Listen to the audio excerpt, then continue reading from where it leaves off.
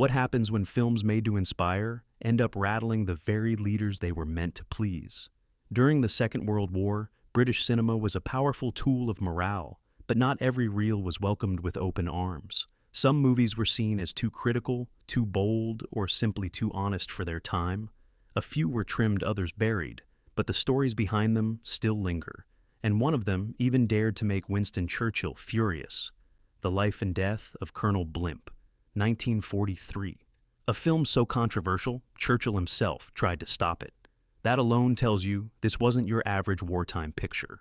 Directed by Michael Powell and Emmerich Pressburger, The Life and Death of Colonel Blimp painted a picture of a British officer who wasn't always heroic, but flawed, outdated, and struggling to adapt to the modern world. In short, it was too real.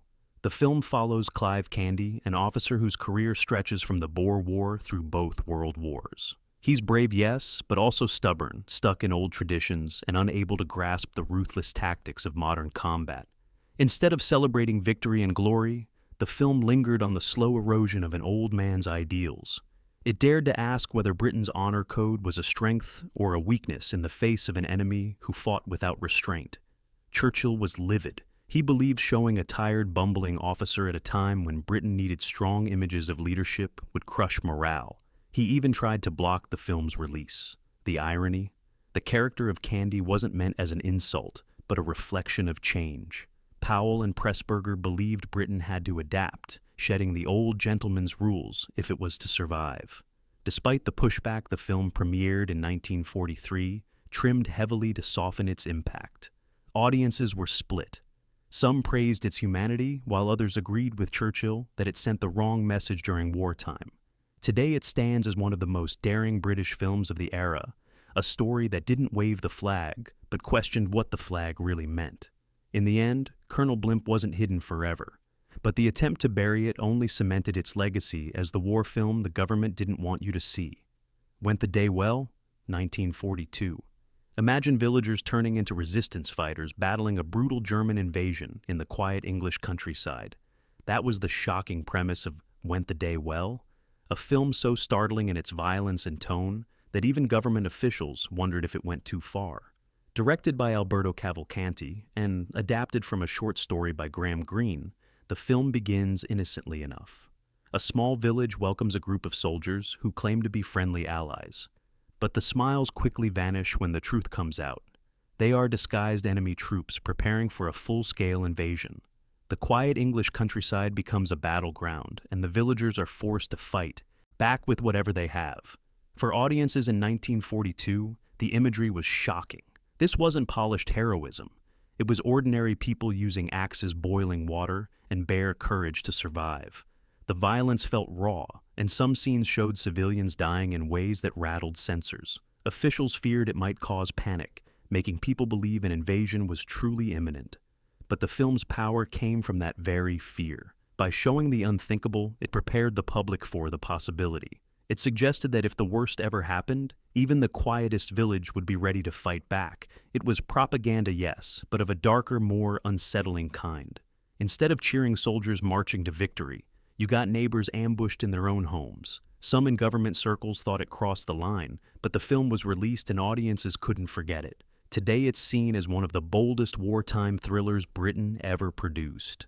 Went the Day Well? Didn't just show the war on distant battlefields. It dragged it to the front door, and that made it unforgettable, and at the time, a little too real for comfort. The Next of Kin, 1942. Careless talk costs lives wasn't just a slogan. It became the spine of a film the government almost regretted greenlighting. The Next of Kin was a thriller that showed in brutal detail how a few careless words in peacetime England could cost soldiers their lives on the battlefield. Directed by Thorold Dickinson, the film was originally intended as a short training film for the military. But when the War Office saw how effective it was, they pushed for a feature-length version. What they got was far darker than expected. The story followed spies extracting secrets from ordinary people, cafe chatter letters, home, pub gossip, and turning that information into deadly ambushes. British soldiers are massacred in the final act, and the responsibility doesn't lie with the enemy alone. It lies with the talkative civilians back home. Government officials were stunned by its rawness. Instead of clean victories, audiences saw British troops gunned down as a direct result of ordinary blunders. Some argued that showing soldiers dying in such numbers would hurt morale more than it helped. Yet the propaganda department believed the shock value would hammer home the lesson. Released in 1942, The Next of Kin was a box office hit but sparked controversy. Some theaters cut certain sequences, and whispers spread that even Churchill thought it was too grim for public consumption. But the film stuck with viewers precisely because it didn't sugarcoat. It turned a simple warning into a nightmare scenario that audiences couldn't shake off. The Next of Kin wasn't hidden forever, but it carried a stain of unease.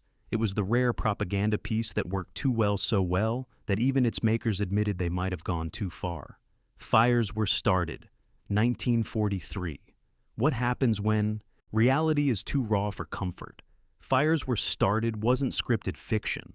It was a docudrama directed by Humphrey Jennings, and it featured real London firemen recreating their nightly battles during the Blitz. No actors, no polished speeches, just working men reliving the chaos they had endured only months earlier. The result was haunting. You saw men racing through burning streets, collapsing from exhaustion, and joking grimly in between raids. Jennings wanted to show their courage, but he also wanted to capture the toll it took on ordinary people. There were moments of silence, fatigue, and despair that struck harder than any stage propaganda could.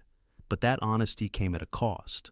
Some government officials worried it was too bleak. Instead of stirring patriotism, it showed how drained and battered Britain truly was. The film's unpolished realism made it feel more like a documentary than a morale booster, and that blurred line unsettled the censors. Several sequences were trimmed to remove what they considered defeatist tones. Still, audiences recognized its authenticity. Firefighters on screen were the same men their neighbors had seen racing into danger night after night. This wasn't Hollywood drama. It was life captured in flickering black and white. Critics hailed it as one of the most powerful depictions of the Blitz ever filmed. In hindsight, Fires Were Started became a time capsule of real human endurance. It didn't hide the exhaustion or the fragility behind the heroism, and perhaps that's why the government feared it. Because sometimes the truth is more complicated than the slogans. 49th Parallel, 1941. What if Britain's fight wasn't confined to Europe but stretched across the Atlantic wilderness? That was the daring question behind 49th Parallel, a film that Churchill reportedly approved in principle but later eyed with suspicion. Made by the Powell and Pressburger duo, the film was set in Canada and followed a group of stranded German soldiers trying to escape capture after their U-boat is destroyed. On paper, it was pure propaganda, a warning of infiltration and a celebration of Canada's loyalty to Britain. But the execution was more complicated. For starters, the villains weren't faceless caricatures. They were men with personalities, discipline, and frightening conviction. Their menace felt uncomfortably real, and that drew criticism. Did the film humanize the enemy too much? Worse, the script allowed them to deliver long speeches showing their ideology with a force some thought dangerous to put on screen. Yet, Powell and Pressburger pushed ahead, arguing that showing the ideology plainly and letting Canadians refute it was more powerful than ignoring it. The cast included Laurence Olivier and Leslie Howard, with each Canadian character embodying a different corner of society. A farmer, a French-Canadian trapper, a conscientious objector. Together, they represented unity against tyranny. Still, government officials worried that the tension was too sharp. The violence was direct and the psychological intensity unusual for wartime cinema. Some cuts were made before release, but the film went on to become one of Britain's biggest successes overseas, even winning an Academy Award in Hollywood. 49th Parallel didn't disappear, but its boldness kept officials uneasy. It reminded audiences that the war wasn't just headlines. It was creeping into every corner of the world, even quiet places thousands of miles from Europe. And that kind of fear wasn't easy to control. The Silent Village, 1943. What happens when a quiet Welsh mining town becomes a stand-in for Nazi-occupied Europe? That's the daring premise of The Silent Village, a film that rattled censors with its blunt message and grim parallels. Directed by Humphrey Jennings, the film was created as a tribute to Lidice, a Czech village destroyed in retaliation after the assassination of Reinhard Heydrich. Jennings didn't stage the massacre in faraway Europe, he set it in South Wales. Miners and their families played themselves reenacting what would happen if their own village were taken over by the enemy. The effect was chilling. Ordinary Welsh voices described their homes being raided, their leaders arrested, and their neighbors executed. This wasn't distant newsreel footage. It was a mirror held up to British life. Audiences were asked, "What if this happened to us?" Government officials had mixed feelings. On one hand, the film was a rallying cry for solidarity with occupied Europe. On the other, it was uncomfortably close to home. Showing British families lined up against walls for execution was more than propaganda, it was nightmare fuel. Some screenings were limited, and officials worried about morale in industrial towns that were already battered by bombing. Yet, the silent village endured. It was both a tribute and a warning, a blend of realism and allegory that gave voice to people far beyond Britain's shores. The fact that it was almost too raw for the government says everything about its power. Jennings managed to make a film that wasn't just watched, it was felt in the gut. The Foreman Went to France, 1942. A true story of courage that came uncomfortably close to exposing British vulnerability. The Foreman Went to France, directed by Charles Friend, was based on the real-life actions of a factory manager, Melbourne Johns, who risked everything to prevent valuable machinery from falling into enemy hands after France's collapse in 1940. On the surface, it's a rousing tale of individual bravery. The foreman sneaks into occupied territory, outsmarts enemy troops, and secures the equipment before it can be seized. Audiences loved the ordinary hero angle, a working man proving as vital as any general. But behind the celebration lay a troubling undertone. The story revealed just how unprepared Britain had been at the time. Equipment that should have been secured by armies was left to a single factory worker. Worse, the portrayal of panicked French civilians and chaotic retreats ruffled feathers among officials trying to preserve Allied unity. Highlighting Allies' weaknesses wasn't exactly the morale-boosting message Whitehall wanted to send. For these reasons, the film was shown, but not always enthusiastically promoted. Some government departments considered it too revealing about Britain's reliance on sheer luck and individual initiative during the darkest days of the war. In hindsight, The Foreman Went to France is one of those films that tells more than intended. It's both a celebration of working-class grit and a reminder that the early war years were far from glorious. For the government, that truth was a little too close for comfort. Desert Victory, 1943. Can a propaganda film be too convincing? Desert Victory, a documentary-style chronicle of the North African campaign, walked that fine line. Produced by the Army Film and Photographic Unit and edited into a feature for the Ministry of Information, it stitched together real footage of desert battles showing the eventual triumph of Montgomery's 8th Army over Rommel's Afrika Korps. On the surface, it was everything the government wanted, proof that Britain could turn the tide of war. But here's the problem: by using so much authentic material, the film didn't just show victory. It also revealed just how brutal and grinding the fight really was. Endless columns of weary soldiers, blasted tanks, and sun-scorched bodies crawling across the sand made the campaign look less like glorious triumph and more like survival. Some officials feared the film gave too much credit to Rommel by depicting his forces as formidable opponents rather than bumbling caricatures. Others worried that the sheer scale of destruction on screen undercut the clean victory narrative. While it was widely distributed, certain cuts were made to tone down sequences considered too realistic. Despite the trimming, Desert Victory became a critical success, even winning an Academy Award. Yet its rawness still unsettled those in power. It proved that sometimes showing the truth, even in a winning campaign, can reveal more than the authorities would like. In Which We Serve, 1942. What happens when a morale booster looks a little too much like a funeral? In Which We Serve, co-directed by Noel Coward and David Lean, was designed as a patriotic tribute to the Royal Navy. It told the story of HMS Torrin, a fictional destroyer inspired by real ships lost early in the war. On paper, it was classic propaganda. On screen, it became something darker. The film opened with the ship's sinking crew members flung into the sea. The rest of the story was told in flashbacks tracing the sailors' lives and the families they left behind. Audiences saw not just bravery, but grief, loneliness, and the devastation of homes bombed to rubble. Government officials were conflicted. Yes, the film honored sacrifice, but did it show too much suffering? Did it make the Navy look vulnerable at a time when Britain needed to project confidence? Some pushed for edits, and the tone was softened in certain overseas versions. But the heart of the film remained. War wasn't just about victories, it was about endurance and loss. Audiences wept, critics raved, and the film won international awards. Still, it wasn't quite the stiff upper lip story the Ministry of Information expected. Instead of brushing aside hardship, it lingered on it, and that perhaps was its greatest power. In Which We Serve became a reminder that honesty, even when uncomfortable, can move people more than slogans ever will. Millions Like Us, 1943.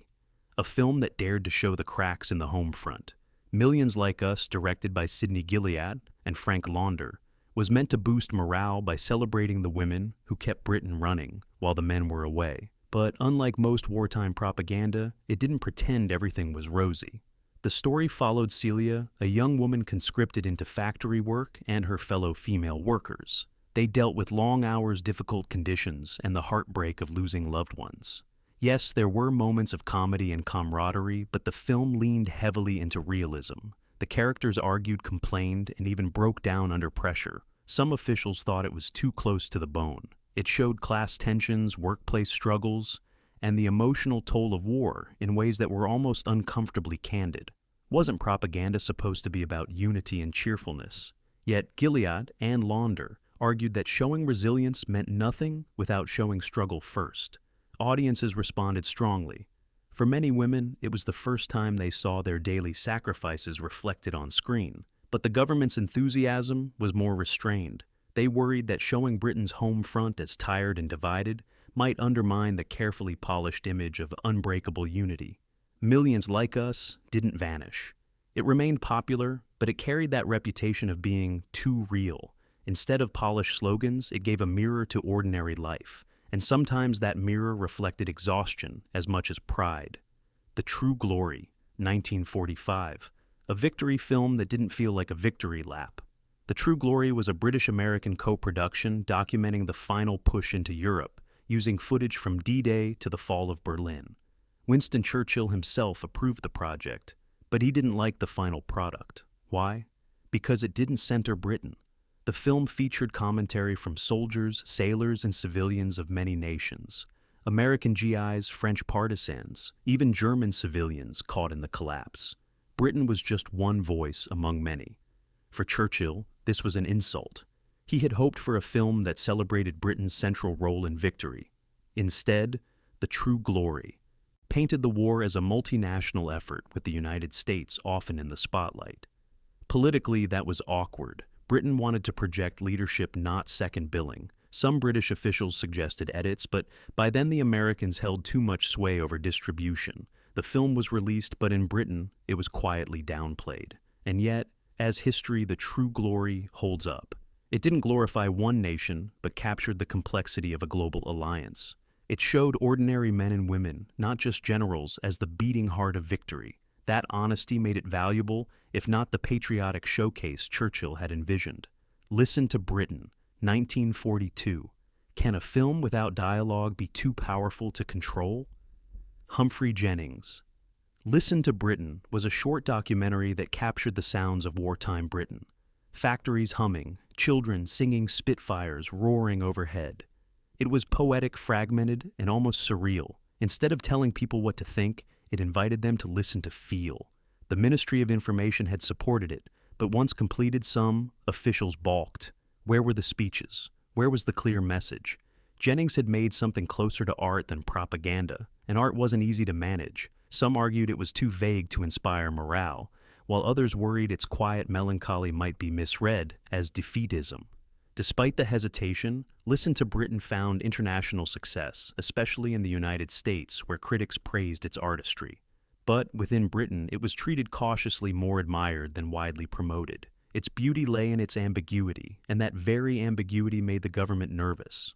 Jennings proved that sometimes silence speaks louder than slogans. Listen to Britain didn't tell viewers what to think.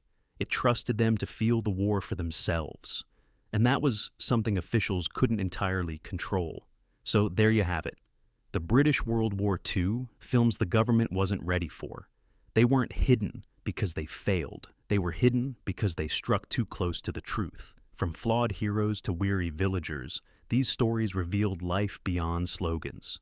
Which one do you think was the boldest to make? Share your thoughts, pass this along to fellow history lovers, and hit subscribe for more hidden cinema. Sometimes the forgotten films speak the loudest.